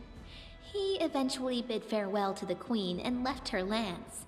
But I suspect the inhabitants of Galarian haven't heard the last of this mysterious traveler, for his own story is hardly finished. I would imagine, for a sequel, or like, you know, probably not a direct sequel, it's not going to be like Pathfinder Kingmaker 2, but if they do like another Pathfinder this kind of game, like Pathfinder, I don't know, there were a whole bunch of ones that I've seen so far, like this is not the Stormlands or something, or, you know, something like that, right? They do that Pathfinder game. I reckon this would be a recurring character. I think they're setting him up for that, because he basically just tells you backstory, which is a perfect role for him to play. So, cool. I liked him. Amiri remained a pariah to her native tribe, but she stayed close friends with Nylak, who ruled the Six Bears wisely and taught them to survive in the unfamiliar plains and cities. The restless barbarian would often travel for long stretches of time, but sooner or later she would always return to her old friends, bragging about new scars and recounting new feats, many of which Nylak immortalized in song. Oh, that's cool. I didn't notice. Actually, we haven't had any other companions yet, have we? But you get the little mark on them. Yeah, if they've got, like, if you get whatever kind of portrait they had, which is a cool little addition. Also, Amiri, the only character who you may have noticed whose accent I did not have anything at all close to, like, an idea of what it is in my head. Now, all of them were awful, right? But hers, I just can't do that kind of, like, that not quite gruff, but kind of half shouty voice that she has. It just didn't work. I had no idea how to do it. Anyway, you know, she was cool. I liked her. Her story was interesting. Yeah, it had a nice little twist. It definitely had some good gameplay affecting things, which that was one of the things I really like in kind of stories, is if somehow the story can affect the gameplay. So it's not like, this game had a little bit of it, where it's like, here's the exploration game, here's the fighting, here's the combat game, here's the story game, here's the kingdom management game, here's this thing. So, you know, like, the story isn't, like, tacked on to the top of something else. Like, the story actually is affected by the gameplay affects the story, intertwined, all sorts of good stuff happens. That's what I like. That's something that, you know, that is really good. And this, there was a little bit of that. There was a little bit of her story actually affecting what kind of items she had available. I like that. Anyway, next one. Valerie stayed to serve the Queen, but not for long. She soon laid down her weapon to start her own family. Valerie married a simple farmer and bore him 2 beautiful children, then settled away from the capital, where she was soon forgotten. Okay, never mind. The portraits don't update. She doesn't have the scar. Oh. Oh well. I guess maybe Amiri always had the tattoo and I just never noticed it. Oh, okay. Well, there you go then. I was thinking, is this a bad ending for Valerie? I mean, obviously we never finished our companion quests, or we didn't finish them in a way that got us the true ending, as I'm going to call it, because she didn't get the, she didn't get the thing on it. Like, she didn't get the second picture. So I'm assuming there's a better ending to her story. Presumably one where you go through with the full trial and things, but I don't know. Anyway, so, I was thinking, is this a bad ending for her? But not really. What it started with is she was, like, you know, lauded. She was like, oh my god, she is the perfect example of Shaylin. Oh my god, she's brilliant, she's perfect, she's beautiful, right? So, actually, what she wanted was to be left alone and to just kind of live kind of normally, right? And that's kind of what happened. She got left alone and she lives normally. Seems perfectly okay. Harrim became famous, respected by dwarves throughout our kingdom as well as our neighbors, even as far as the 5 Kings Mountains. He's often been asked to help out or teach others, and he's never denied anyone, despite his grumbling. Some people even listen to his preaching. Lucky for us, there's a lot less howling about the end of the world now, and more wise words of moderation and humility. Not all of his disciples turned to Grotus, but everyone took away something useful from his teachings. Harrim? I'm not sure whether Harrim was tainted for me because he just wasn't as good as Tristian. He was kind of playing second fiddle as a cleric. I don't know. He felt a little bit odd. But, you know, he got a good ending. But he just felt overall a little bit of an odd character. A lot of things he didn't really make sense. And even at the end, they were like, yeah, okay, but this still is a bit odd. There's no real build up to his story. I don't know. It was all a little bit not quite there for Harrim. For me, anyway. I think it would almost have been better if, like, either Harrim or Tristian was not a cleric. Obviously, it would change their stories a bit, but I think it would be a little bit better. Like, Harrim being a cleric, really not necessarily needed. Harrim actually, well, I guess it would probably work better for Tristian, but Harrim almost could be kind of like a paladin-like thing, although paladins have to be good aligned, I think, in Pathfinder, which is the issue there. I guess the paladin would have to be Tristian, but then that doesn't work with his storyline. But you know what I mean? Like, it could be something, it could have been something just a little bit different.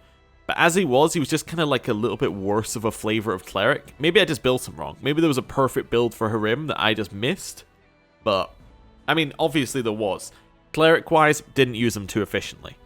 But, yeah, Harrim, he's, yeah, I like his ending. Octavia didn't stay still for very long.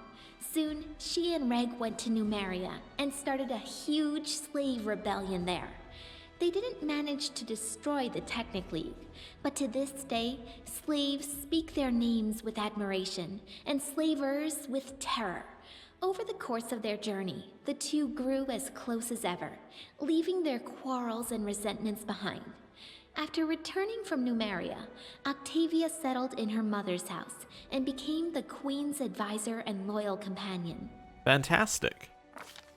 Rigangar left for Numeria with Octavia to start a slave rebellion. No way. Over the journey, he really matured and learned to understand others, as well as how to control his anger. After he returned, he took a position in the Queen's court. Being both formidable and charming, he inspired fear in the hearts of some and lust in others. There are even some rumors that he almost talked Octavia into marrying him, and possibly even continuing the Della Fiorni line. Okay, so I left it a little bit before I did these two, because Octavia and Reg are kind of... They're intertwined. Their stories were very much the same story. So, Octavia, I kind of liked where she was going. I obviously built her incorrectly gameplay-wise, and that, again, tainted my opinion of her. I think that's kind of an odd one, where it's because I didn't want to take her out. We didn't get a lot of the side banter. Didn't get a lot of her popping in. But, you know, She was definitely a cool character. I liked it. She was a very good foil to Reg. Reg was obviously kind of the he was the big personality, but Octavia kind of she tempered that a little bit. Reg, he was an interesting character, but I don't feel like him being a magus. Again, the gameplay side of things didn't really work for me. But I get how it works in the story-wise, but his story didn't really take advantage of that very much. Apart from being told he was brilliant at magic, like we didn't see that actually shown in the story. We didn't see that for Octavia either, but it wasn't as showing up for Octavia. Like Reg was meant to be this natural, brilliant magician. He just really wasn't. Like he wasn't as that good really at it. I don't know. I almost feel like Octavia would have worked better. Not Octavia. Reg would have worked better as like a wizard. And that maybe would have been better. It would have been a little bit more odds, but I think that could have been cool. And then have Octavia be more roguey. I don't know if there's a rogue magus crossover, but that could have been cool. Or something like you cast magic to buff your daggers and then you stab them with magic. I don't know. Maybe that's what you were meant to do with Octavia, and I just played it wrong. But anyway, there we go. Although Arcane Trickster has a lot of stuff about casting spells from like 30 or doing trickery from 30 feet away, so it definitely seems like it's meant to be ranged. But anyway, there we go. Once the war was over, Tristan kept his promise to Sarenrae. In the middle of celebrating the Queen's victory, the priest suddenly disappeared in a flash of light, vanishing forever. I hope Sarenrae didn't take the Movonic Diva's memory, so her servant might still remember us and the stolen lands. Or if she did, I hope he was at least able to forget everything about the lands in which he endured so much suffering. Tristan, I really, really liked. I think his story was really good. I also like the way it weaved into the main quest, which did anyone else's story weave into the main quest? Not really, actually, no. Nobody else's story weaved into the main quest quite as well. I think that Tristan was, I think he was great. Also, I really liked his gameplay, which again is making me more biased towards having a good opinion of Tristan. But, yeah, he was somebody I really liked having in the party. He also his opinions on a lot of stuff matched with where I was wanting to go anyway. So again, he fit in very nicely. Yeah, I don't know. I just really liked it. After the war ended, Ekin hung his bow on the wall and traded the path of the ranger in for the craft of the carpenter. It may not be the most heroic ending to a tragic story like his, but as Torag is my witness, Ekin's happy with it, as is Alina, who became his wife and is bearing his child. Any baby born into this family will be pretty lucky, since the Queen herself still visits her old friend and will likely become the child's patron. Okay, so Ekundio, I think his story weaved into the main quest. He had a good, kind of joining up stuff. I think that Ekundio's story was very nicely contained and actually kind of worked in the way that most of his story was over earlier. And that does mean it's a long time since we've had a lot of his story, but I actually kind of like that the companion quest for him was kind of done, mostly, at one point. It was just like, yeah, we're done. Like, halfway through the game, his story's over. I think they could have done more of that. Actually, as an idea that just popped into my head, is actually the way that companion quests usually work in these games is you get them all at the start, then you do a middle quest, then you do a second middle quest, then you do like an end quest, and they're all at the exact same time, basically. They was kind of staggered in the game, but in this one, they were all basically at the same time. What would have worked maybe better is having quests that are more tied into the story, and then having the more, having the main bulk of the individual part of the quest at one point in the story. So, like, have a lot of Amiri, Valerie, Harim, Lindsay, I'm trying to think who else we had at the start, Jathal at the start of the game, and then move more into having... And then, have Ekundio come in. You have Tristan, you get a little bit later. Move him in, a little bit later.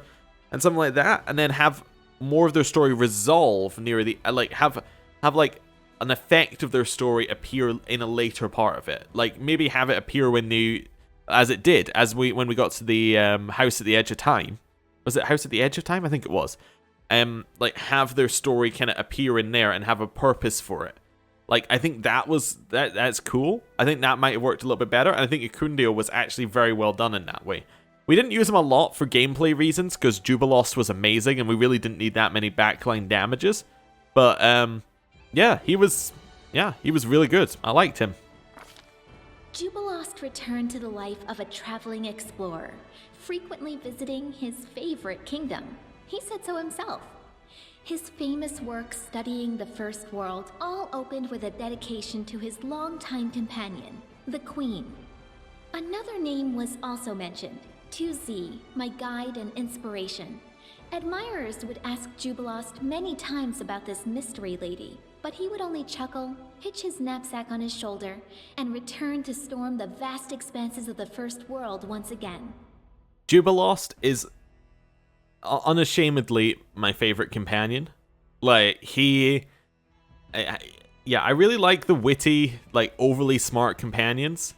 It's, you know, I don't know. I just really like them. I need a better word than like, but you know what I'm meaning. It's, he also was very, very useful in out-of-combat stuff. He had a lot of knowledges and things, and what I really liked about him is that he was invested in the lore, effectively. He was all about finding out more about the areas that we were in, which is what I wanted to do. I wanted to find out more about the areas we were in, therefore, I wanted to have him in the party, therefore he was in the party more, we got more about him.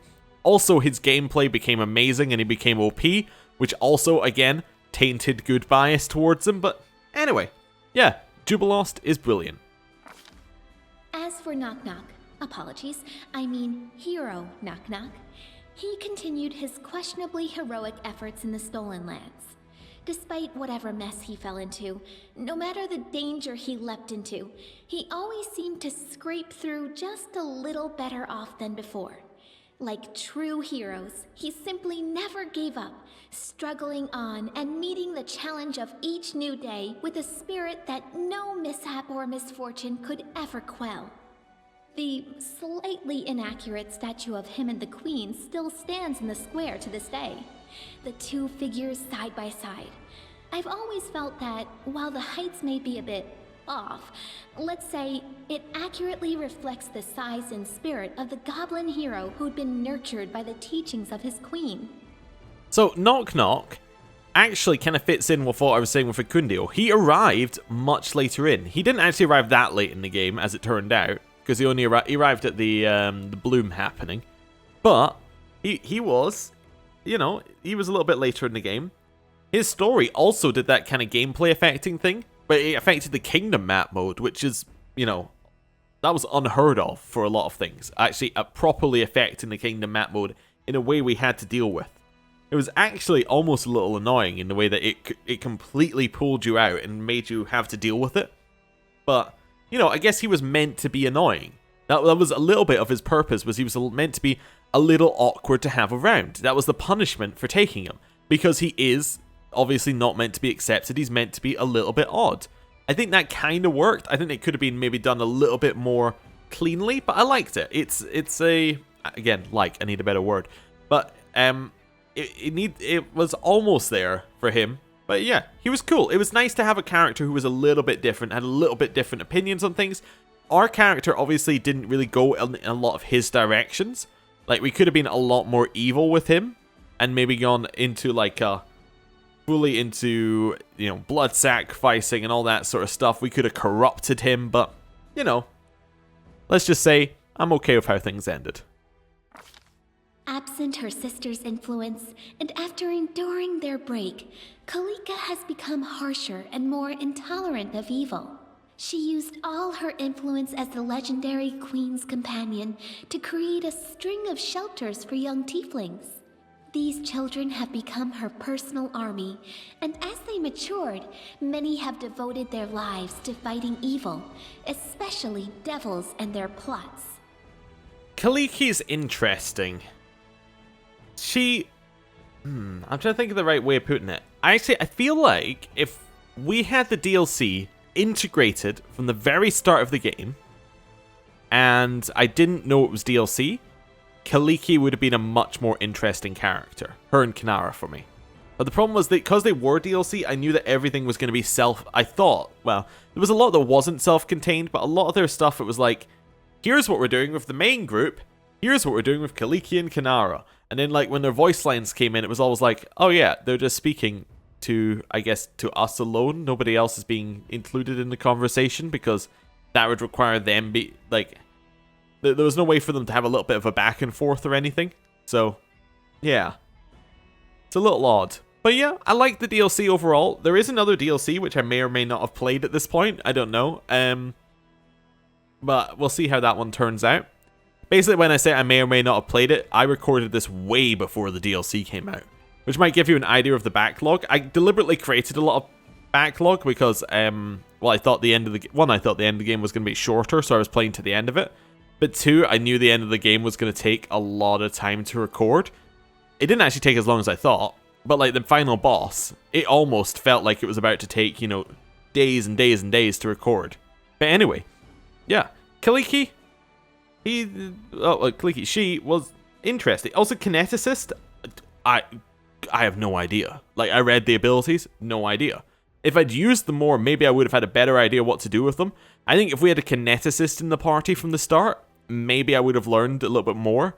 Or maybe it would have ended up like Reg, and I would have never looked at their abilities ever again. Because I would have given up. I would have gone, this works, we're going to use them.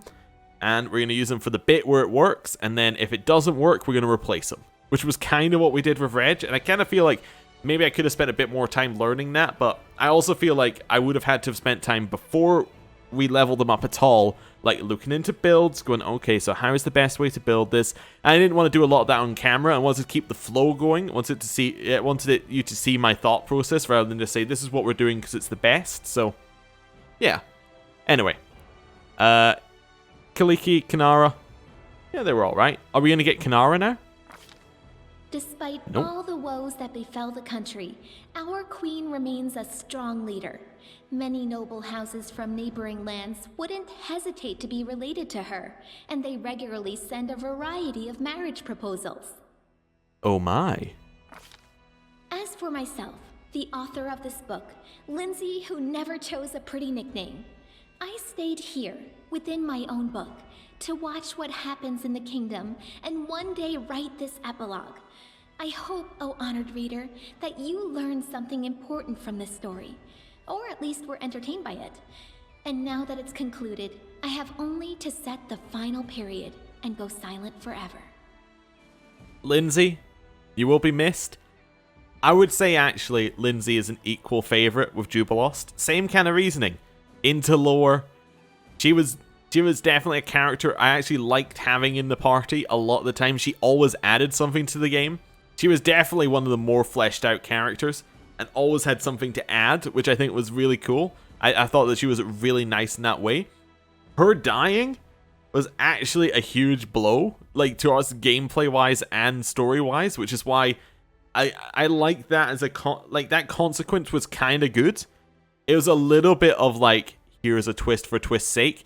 The only reason I'm saying that is because it happened so early, if you know what I'm meaning. Now, it might not seem like it started early. It definitely started after the point of no return. But there was still another 10 hours after that, or something. I don't actually know how many there were exactly, but she would have been really, really useful for all of the fights that we were in after that point.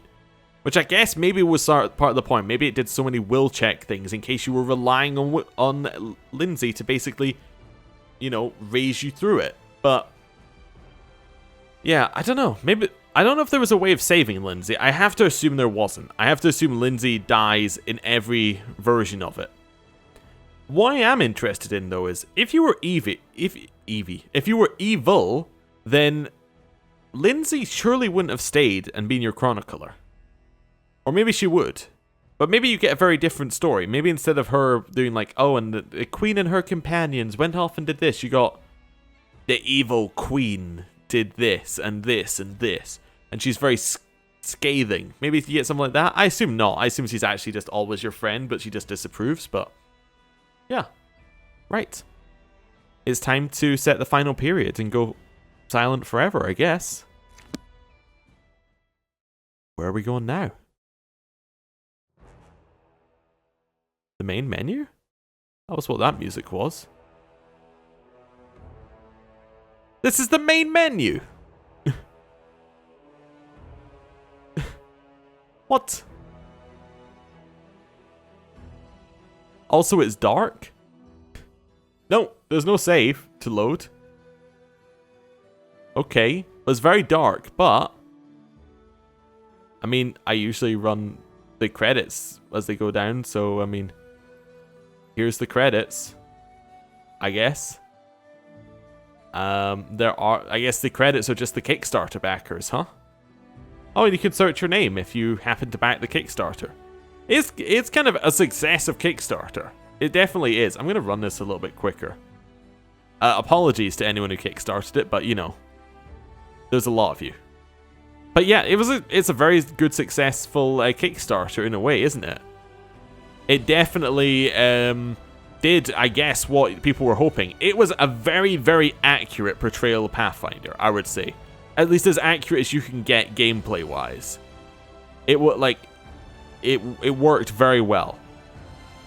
It's, yeah, I think it accurately did things like travel, which you usually don't get in Pathfinder kind of things. You usually just, like, well, not Pathfinder, I mean, like, in games like this, you usually just get, like, you're traveling from A to B. Occasionally get a random encounter, like, Dragon Age Origins. Sorry, the music's reminding me of it, as always, but, you get that kind of random encounter thing when you travel place to place. This had it, but it also had, like, you know, it had hunger, it had all of that sort of stuff, which I haven't seen before. Like, all of that kind of mechanics put in there. Were they well done? I mean, yeah, I kind of liked it. I liked having a time mechanic. Obviously, a lot of this game could have been cleaned up. There were a lot of bits that could be cleaned up and are being cleaned up. Like, the loading screens were awful at the start, but they're getting better. I think this is a really good sign for like a developer I want to keep an eye on. I think that Game 2 is going to be amazing. I think it could be amazing. Yeah, okay. That's not... Oh, wait, yes. Also, I would like to say in here, that's not playing automatically. Cool. Any game that is written by Chris Avellone is immediately high up there on my playlist. I like so many of them. Like, every game that I go, oh, I really like the story in this one, is always Chris Avellone. He always writes them. It's crazy. I need to go play some more of the stuff he's done. Did he do the remake for Tides of Numeria? Whatever. Was that what it was called? Because the original was Planescape Tides of Torment, and then, or was it Tides of Torment Numeria or something? Anyway, not Numeria. I might be in that. Anyway, Numenera. That was it. Yeah. I'm sure he did one of them. I think he did the original Planescape. I don't know if he did the new one. I could be wrong. I've never played either of them. But that could be something to go and play, because I really like his kind of writing style. But I don't know. Anyway, it's also cool that he's involved in so many projects that are like from developers you wouldn't expect. I don't know what developers I would expect from him, but like you'd expect him to be writing for very large RPG groups, but he always does these like smaller ones. I don't know. Maybe I'm wrong. Maybe he does everything. Maybe he needs the money. I don't know. But I like that the projects he works on tend to end up good. Right. There we go. I do like to click through these. Well, I usually like them to scroll through while I talk a little bit about the game. Just because I feel like it's worth actually showing them off. Like, they made the game. So, here we go. There are a lot of them. Again, with the Kickstarter backers, we're going to have to go through it. There's a lot. Where's music? Inon Zur. Oh, he only did the main theme. Ah, okay. Oh, that's still cool. I thought he did all of it, but I guess he only did the main theme. Yeah, the main theme does sound very much like Dragon Age, which was where my first thought when you turn it on. Like, if you turn it on, the trumpets along with the stuff kind of really sounds like the same as the main screen of Dragon Age. But yeah, same musical person. I think he does all the music on the Dragon Age ones. Anyway, but yeah, I like his music as well. But that's fine. Heartfelt thanks to all the backers and all those who helped us with their feedback. Oh, and these are outsourced ones. Okay. Don't know why that was in the middle bit. Ooh, you got cast. Do I recognize any of the cast? I don't really know a lot of cast, so let's see if I recognize any. The answer is probably a straight up no. Apart from, what is it? Dugath, because I looked him up, because I thought he sounded like someone, but he didn't. Oh, we never got to talk about Jathal. Jathal, a character very much not suited for our character, I think would be the best way to put it. Very much not suited in any way, shape, or form for our character. Jathal would be great if we did an evil playthrough. Let's put it that way. I think she would be fantastic if we were evil. Right. Not seeing anyone that I recognize, but there we go. Some of these are just random characters, so we're probably not going to get, like, you know, Baron Pragmatic. Like, I don't know. Which one, Baroness, were we? I think we were Confidence. So we're probably this one, I think. Anyway. What's the arcane magic chant? Oh, right, that's when they do the stuff. Right. Okay, there we go. I don't see my name listed on the cast. Shocking. Right. Peso. The people who actually made Pathfinder. There we go. Deep Silver. There we go. They're the publisher for the game. My.com. Publisher and support, apparently. Okay, there we go. Middleware. I'm just honestly shocked. No, in no way am I this is all normal. Unity, that'll be why it crashed. Not to be rude to Unity, but it crashed in the exact same way that Pillars of Eternity crashed. Because basically when we had too much stuff on the screen, it just went, you've reached your limit, crash. Which I think is exactly what it did here. Because I believe that Unity, I could be wrong about the reason for it crashing a lot, but I believe it has a limit of objects that you can have on the screen at one time, which maybe that's why it crashes. I don't know. But I would assume that might be a reason for it. But anyway. Yeah. Anyway, that's fine. And there we go. It's what pops up at the end, apparently. Thank you for playing Pathfinder Kingmaker. Well, thank you, developers, for making it. And thank you, people watching. Oh, we're in the dark. I'm going to go back to thank you for playing. Thank you for watching the series. It has been a very long series, and I'm very happy that there were so many people who wanted to watch, well, me stumble through it, because, yeah, it was a great game. I did not expect it to be this good or this long or to keep my interest for this entire thing. Like, I honestly expected this to be a slightly worse Pillars of Eternity. That's what I came in with. I was like, yeah, I played the alpha. Honestly, I played the alpha and I was like, I'm not that impressed. I might play it. Then when it came out, I thought, you know what? We will play it. We'll play it. I wasn't 100% committed to playing it all the way through. And as it got a little bit, I was like, you know what? Yeah, okay, I like it. And it kept getting better and better and better and better. And I got better at it, and all your tips and all that sort of stuff really, really helped. Like, a lot of people giving me advice in the game helped a ton. And in improving, getting things done right. It's fantastic. So, thank you for watching. What are we going to be doing next? I have no idea. I think what we're going to do next is we're probably going to do DLC for probably Pillars of Eternity. Just as a little bit. I'm going to do a little bit of that because I didn't do that because this game... I expected this game to be over before that DLC came out, but I guess not. And then we also have a lot of other stuff to try out. I kind of want to play another CRPG. It's itching. I've got that itch. Maybe something like Tyranny, something that's shorter. Apparently Tyranny is like 40 to 60, or maybe 40 lower. Maybe it wasn't. I think it might. I didn't hear 40 to 60. I think I heard like 40. I'd say it might be 20 to 40 hours for Tyranny. So that might be a good one, because the DLC has come out for that as well, and I think they're finished on that, so that could be a fun one. There's Tides of Numenera, which was another one that I heard of. They've got the Shadowrun games, which are shorter, which might be cool. But yeah, there's a lot of stuff. There might be DLC for this game, but I want to try out. But there's a whole bunch of stuff that's on my list of things to try out. But, if you have any suggestions, please tell me. But apart from that, thank you for watching, and I hope that you will join me for whatever comes next. And, goodbye.